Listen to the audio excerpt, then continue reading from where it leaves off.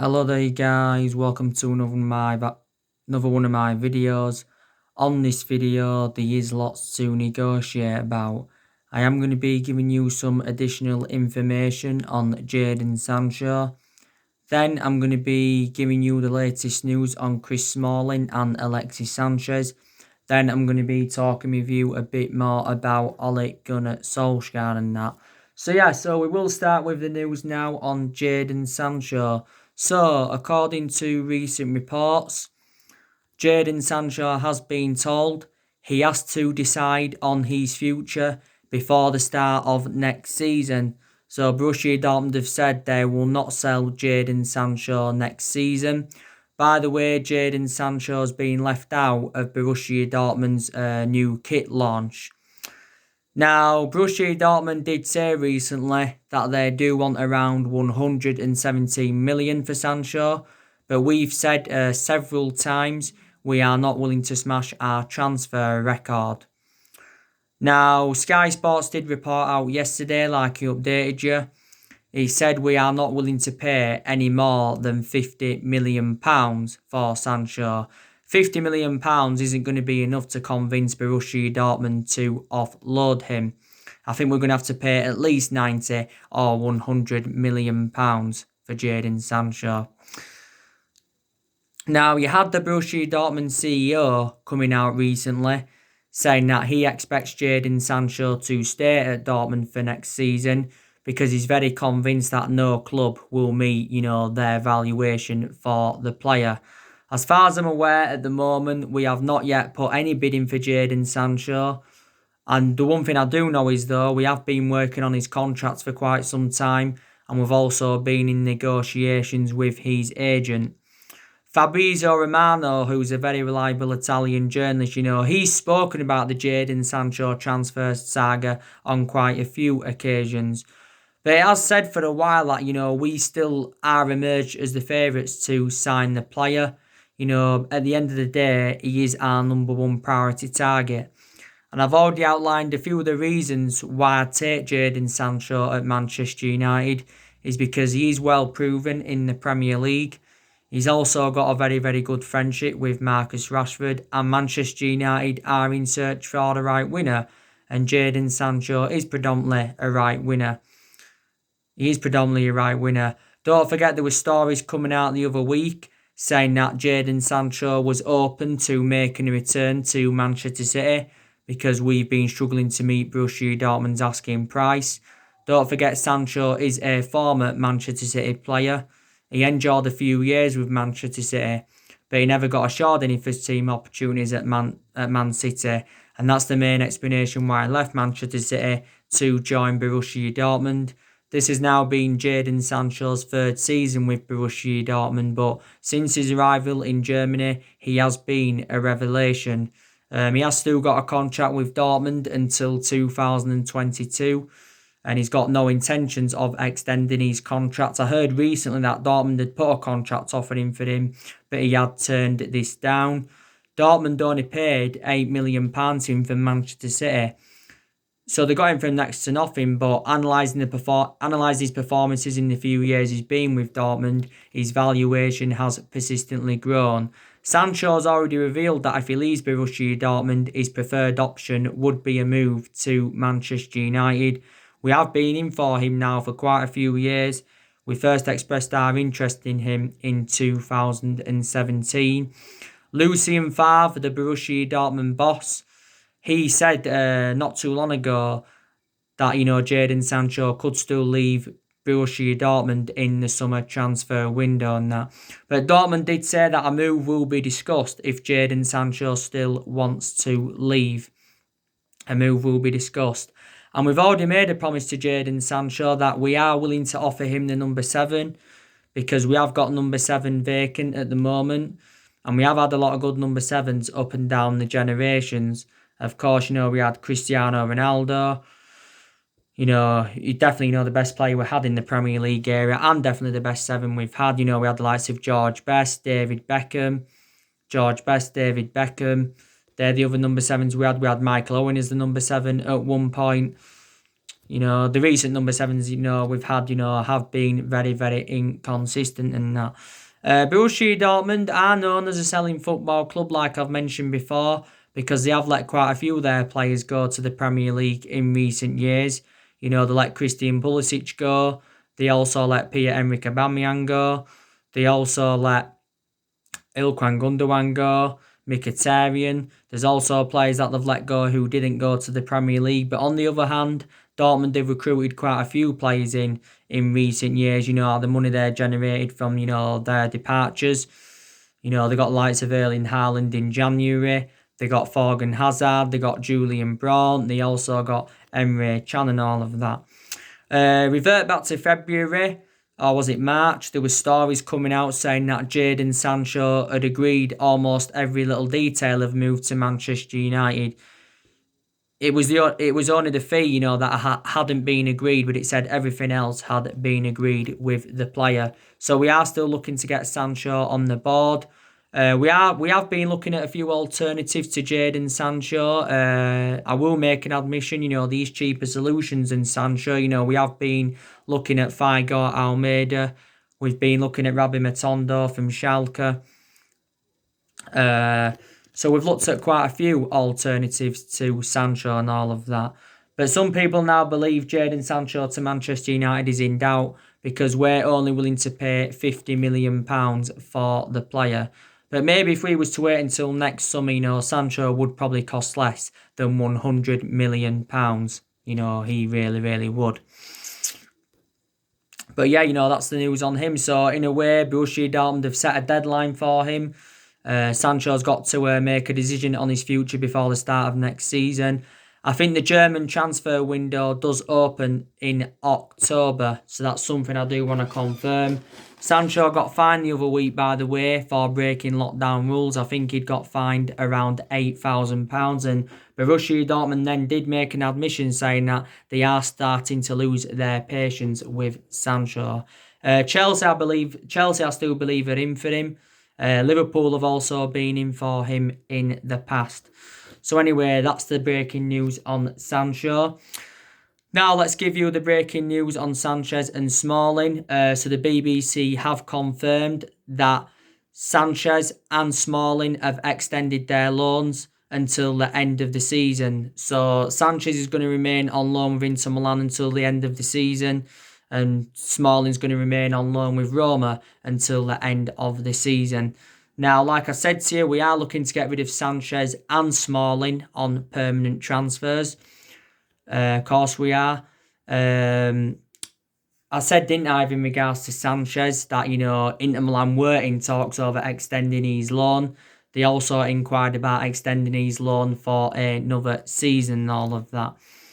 Now, I wanted to get rid of Alexis Sanchez permanently, but we may find it difficult to get rid of him permanently because, look at his wages at Manchester United. He is on 400 grand a week, potentially rising up to 500 grand a week based on the image rights and the bonuses. It would be good for us to get rid of him permanently because, obviously, it would free up our wage bill completely. Plus, Sanchez did endure a difficult 18 months at Manchester United. We got him in January 2018 as part of a swap deal of Mkhitaryan going to Arsenal. We thought Sanchez would have lived up to expectations and we thought he would have been an exceptional player, but he wasn't. Sanchez with us failed to rediscover the form of what he produced in his 3.5-4 years with Arsenal. Also, too, he failed to rediscover the form of what he did at Barcelona when he was younger because he was very, very good under Pep Guardiola's guidance when he was younger. Sanchez did sustain a few injuries when he was with us, though. I think he made a total of 45 appearances in all competitions and only managed 5 goals. Sanchez has got a contract with us until 2022 and all of that. There were stories coming out the other week saying that Sanchez will return to Manchester United. And it said, we're only willing to bring him back at the football club if he is willing to accept a squad role and all of that. Because obviously, Sanchez will not be first choice. But Sanchez did join Inter Milan on a 10-month loan last summer. Of course, Inter Milan have no option to buy Sanchez, or there's no obligation to buy.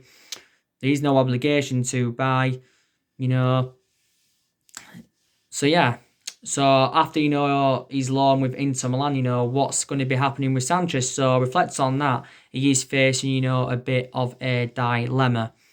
He's facing a dilemma. But despite the fact that he's on loan at Inter Milan, we're still paying the vast majority of his wages. I think we're still paying him like 300 grand a week, and Inter Milan are paying like the other 100 odd thousand pounds a week. So yeah, he's going to stay with Inter Milan until for the rest of the season. Smalling, um, like I said, he's got no intentions of coming back to Manchester United as Chris Smalling. Of course, Paulo Finesca, the Roma boss, he came out a while ago and said, that Chris Smalling wants to stay at Roma. He was talking about how professional Chris Smalling is and how humble and that he's been. And I think since he went on loan with Roma last summer, he has been a revelation for them. He really, really has. I think Roma are interested in getting Chris Smalling permanently. I think we did name our asking price. I think we said we wanted around in the 20 odd million pound range if he was to get rid of him permanently. Smalling, don't forget, did endure 9 years with Manchester United, so he was a long-serving player. We did get him under the Alex Ferguson era. Of course, we did get him from Fulham. So yeah, so I just wanted to confirm that with you. Smalling and Sanchez's loans have been extended. So that has been confirmed.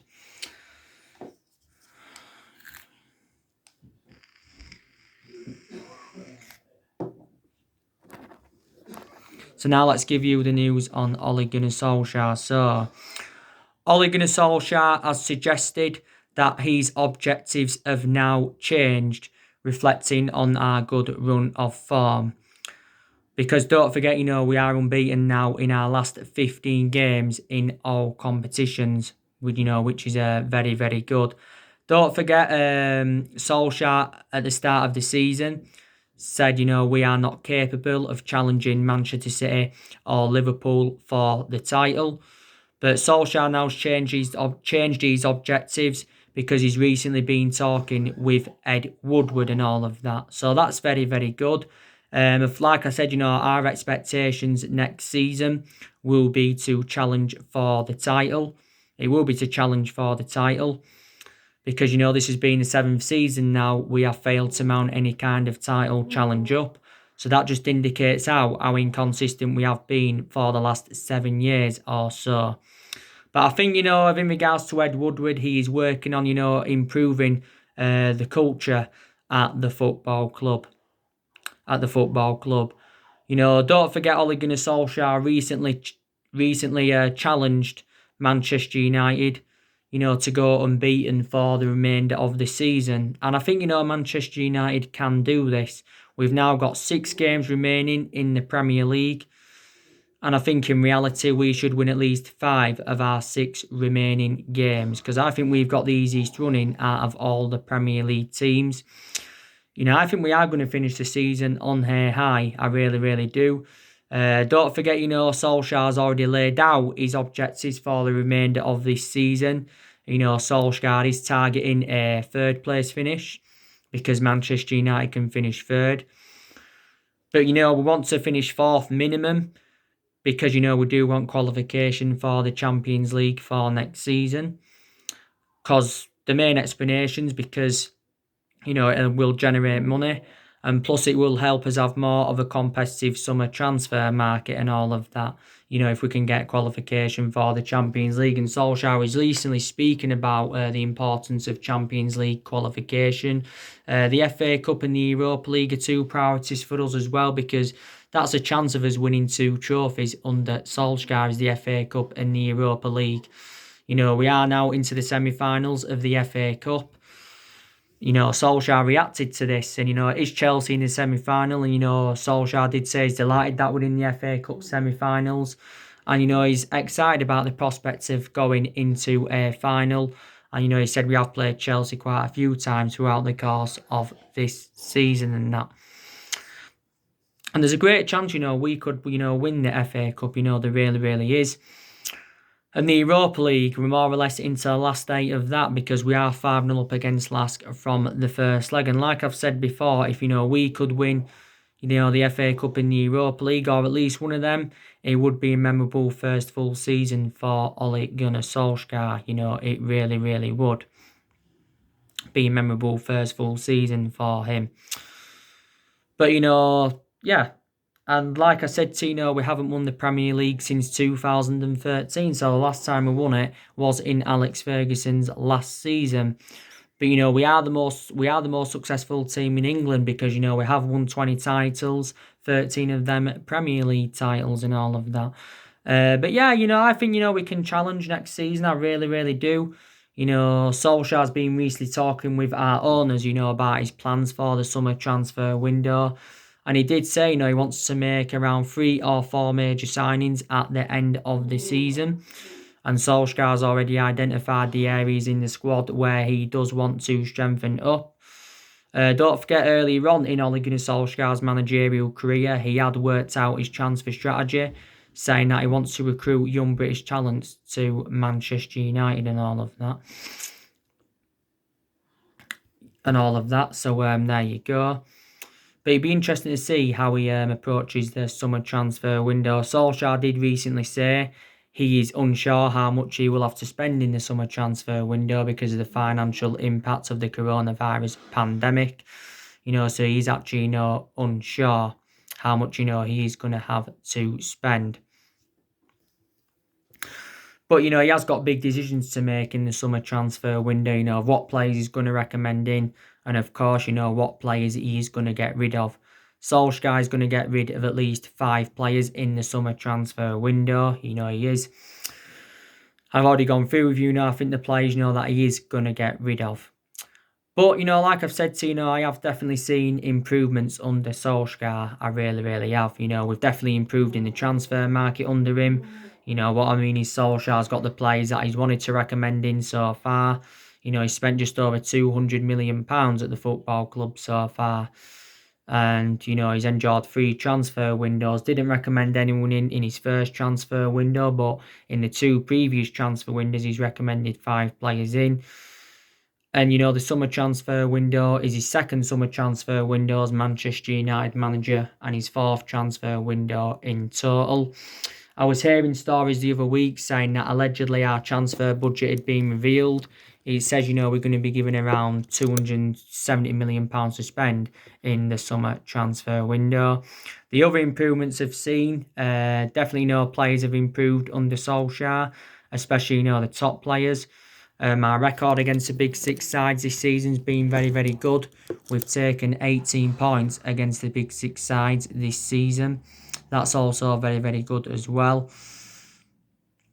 Also, too, Solskjaer's promoted the youth very, very well because the young players have been given their chances this season. I think we've had the youngest squad, in the Premier League this season. But Solskjaer did say when he first got appointed in as Manchester United manager, he said everybody would get their chances to express themselves, including young players. And this is exactly what he has done. Solskjaer has been at the football club 18 months. So he has been here a year and a half. And I think he's been permanent Manchester United manager for around 16 months. But you definitely Solskjaer will be at the football club next season, because he does deserve at least another season at Manchester United, because it is a transition period, and it has been a transition period for quite a while. And like I said, analysing the vast majority of these players, they are not Ole Gunnar Solskjaer's. The vast majority of this team is Jose Mourinho's, because Jose Mourinho did recommend 11 players into the club. There's only a few that have left who Jose Mourinho brought in, so let's put into the equation Solskjaer's inheriting the vast majority of them. There's still a few players even in the Van Gaal era, who Solskjaer is inheriting and that. And Louis Van Gaal brought a lot of players into the football club. I think he brought around 16 players. The vast majority of the players that Van Gaal brought in, though, have now gone. Of course, he's still inheriting, Juan Mata from the David Moyes era, and all that. There's still a couple of players here from the Ferguson era, so Solskjaer is still in the process of rebuilding this Manchester United team. But, and I've seen a hell of a lot of improvements, and I think Solskjaer's decision-making's also really, really improved as well. He seems to be getting things right now. He's made that tactical change. It seems to be working. I think Solskjaer, of course, now knows he's best 11, but throughout the course of this season, he's been making a lot of rotation. I think he also knows his best formation as well. Of course, Solskjaer has been changing formation persistently this season, but if you've noticed a lot throughout the course of this season, he has been going with that 4-2-3-1 formation. Few times has gone with the 3-4-1-2. A few times has gone with a 5-3-2. Went with that formation against Chelsea and City, I think, earlier on in the season. Also, too, a few times he's gone with the 4-3-3. So, it's good that he's tried a few different elements at Manchester United. It really, really is in that. But yeah, Solskjaer, could be the foreseeable future for the football club. He could be the foreseeable future for the football club. Some people believe he can emulate into the next Jurgen Klopp. I'm still not sure if he's the foreseeable future for Manchester United, but we seem to be now heading in the right direction under him. But yeah, we're in a really, really good vein of form now. 15 games unbeaten. In this 15-game unbeaten run, a lot of aspects of our game have really, really improved. Players are scoring goals. We're scoring more goals in general. We're keeping more clean sheets and that. And, it's like watching the United of old. It really, really is. It really, really is and all of that. But like I said earlier on in the season, we'd enjoyed our worst start to a Premier League season for 30 years. And reflecting on that, Solskjaer was under serious pressure at the football club. Under serious pressure. But I outlined the reasons why he didn't get sacked from Manchester United is because of the signing of Bruno Fernandes. Definitely, Bruno Fernandes has made the difference in the team. He really, really has. The best player we've probably recruited in since the Alex Ferguson era. And I think with their wins against the likes of City and Tottenham earlier on in the season, you can also say they saved his job. I think, with Solskjaer being a club legend, that could also play a part in it as well. Because Solskjaer, was a great player for the football club for 11 years and that. But yeah, he's still at Manchester United, and I think he has just got under 2 years, is it left on his contract, if I'm right? Because when Solskjaer got the job permanently in March last year, he signed a 3-year contract at the club. The main explanation Solskjaer got the job permanently was reflecting on what he did in that 3-month period when he was the interim manager and all of that. And I think this run of form we're in now is better, than, when Solskjaer was the interim manager and that. Another good thing, we have extended a lot of players' contracts since Ole Gunnar Solskjaer came in. But I think we have still got around, 7, 8, 9 players' contracts that are due to expire next year. So this is something else that we do need to resolve. I think there's some players we shouldn't have given contracts to. We've given contracts to. But there again, there's players, who we've given contracts to who deserve new contracts at Manchester United. So let's just put that into the equation. But like I said, Solskjaer is our 4th permanent manager since the Alex Ferguson era. We have sacked 3 managers since the Alex Ferguson era. And of course, that was David Moyes, Louis van Gaal and Jose Mourinho. They're the managers we have sacked and all of that. Moyes, he only endured 9 months at the football club, was it? Van Gaal, he only endured 2 years at the club. And Jose Mourinho, he endured 2.5 years at Manchester United. But in the last 7 years, we've only won 3 trophies, and that was the FA Cup under Van Gaal and the Europa League and the League Cup under Jose Mourinho and that. But like I said time and time again, we have not dominated English football since the Alex Ferguson era. Ferguson, of course, don't forget, endured 26 years at Manchester United, won a total of 38 major honours, including 13 Premier League titles. I'd enjoyed 22 years of success out of the 26 years he was with us because Ferguson didn't win out in his first 4 years at the football club. So there you go. And I don't think anyone will replicate Ferguson's legacy, and no one will last as long as Ferguson did. But I still think, Solskjaer can get us back being a competitive elite level football club and all of that. Let's just hope, he can. But he has got that a bit of managerial experience now, reflecting on that, on how long he's been with us and that. Manchester United is the third club in Ole Gunnar Solskjaer's managerial career, and that. You know, one of Ole Gunnar Solskjaer's one of Ole Gunnar Solskjaer's most iconic moment as a player was definitely 1999. That's when he did win the club the treble, and that is the club's greatest achievement. That's just over 20 years ago now. Don't forget, we won 3 back-to-back titles back in 2007, 2008, and 2009. So we are still regarded as one of the biggest clubs in the world. But like I said to you earlier on in the season, we was very critical of Solskjaer, but he wasn't only the problem. There's been a lot of problems at the football club, with certain players. We've had a lot of problems with Ed Woodward and the Glazers. Woodward's been with us since 2012. The Glazers have been with us since 2005. The main explanations why we've been critical of Woodward is reflecting on how the club's been run for several years. Reflecting on how poor our recruitment policy's been, with us overpaying for players as well, with being critical of Ed Woodward for that. So they are the main explanations. We've also, been very, very critical of the board as well. We've been also critical of them. But there you go. You saw my other videos that I did today, didn't you? You saw my other videos that I did. I give you my match reaction this morning for the Brighton game. And the video after that, I give you my player ratings for the Brighton game. We did beat Brighton yesterday night by 3-0.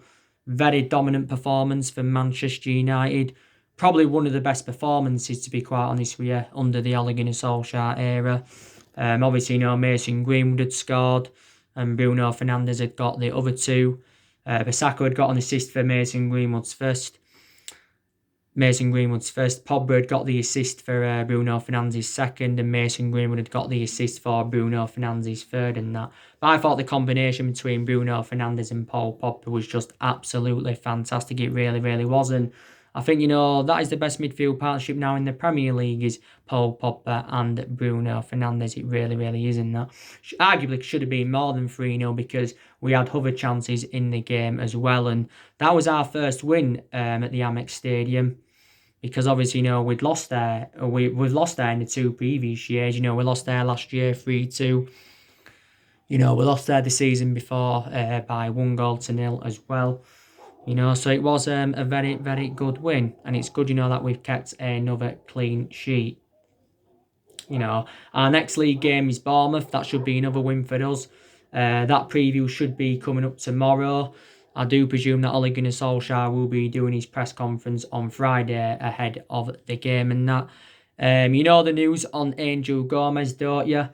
I think he has now left Manchester United, by the way, because there was reports coming out yesterday saying that Angel Gomez is leaving Manchester United after he served 14 years at the football club. Angel Gomez has been a United player since the age of 6. And he's been in our senior squad since 2017. He made his debut at the age of 16 years in 263 days old, if I'm right. It was the game against Crystal Palace, but he's only gone on to make 10 first-team appearances. 6 of those appearances have come this season, but we failed to agree terms over a new contract for Angel Gomez. The Athletic reported out a few weeks ago saying that we was close to getting him a new contract, but now that is not the case because Ole Gunnar Solskjaer did confirm he's going to be leaving the football club and all of that. So yeah, it's Chelsea that had him for him. I need to read more stories up, by the way, regarding Angel Gomez. I really, really do. So yeah, the news on him and all of that. The news on him. You do. Obviously, yesterday as well, I gave you the news on Jack Grealish from Aston Villa. Jack Grealish, he's still another one of our priority targets is Jack Grealish. It did say we face a transfer battle now for Grealish because Manchester City have entered the race. City have just sold Leroy Sané to Bayern Munich recently, so now City, could consider signing Jack Grealish. Villa have already come out and said that they want around £80 million for Jack Grealish and all of that. But, he recently said that Jack Grealish had purchased an house near our Carrington training base. So these reports saying that Jack Grealish to Man United is very, very close.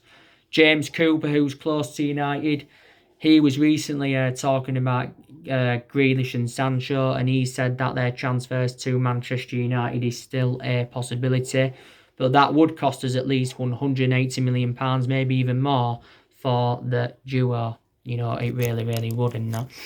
But yeah, so Ed Woodward, was talking the other month, and he did say, we will remain competitive in the summer transfer market, but he did say that we won't do business as usual in the summer transfer market. So he did rule out big transfers to Manchester United.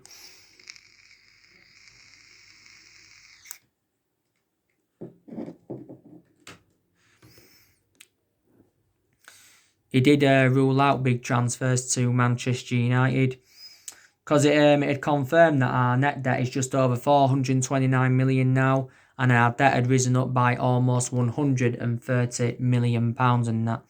So there you go. By the way, I think 9 academy players have been released, because it said last week that 9 academy players were going to be released this week when their contracts do expire. So a lot of players have left, since Ole Gunnar Solskjaer got recommended into the football club. One thing he did say quite a few weeks ago, Solskjaer, is that one thing he did say, he will not tolerate any rotten apples in his squad. He won't tolerate any rotten apples in his squad, and he warned our players about this. But according to him at the moment, we haven't got any bad apples in the squad. Solskjaer recently issued a warning to Martial and Rashford as well, that, if they do not up their game, they will be replaced if they cannot deliver major honours in that. But Martial, Rashford have been in scintillating form. They've got 19 goals each now. Greenwood's been in very, very good form as well.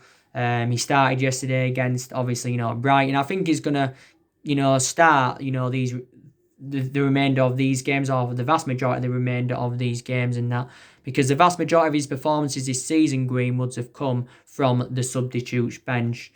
By the way, we've only got 2 injuries now. I think, Phil Jones and Alex Tuanzebe, they're the absentees, but prior to that, we have got a fully fit squad. There's people saying that, Delors not good enough for Man United, we need to get rid of him.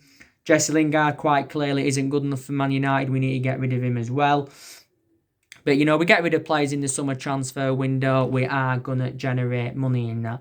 So yeah, so that's everything to update today. Drop your comments, likes below on the channel. If you do, consider subscribe as always, and take care. God bless. See you all again very, very soon.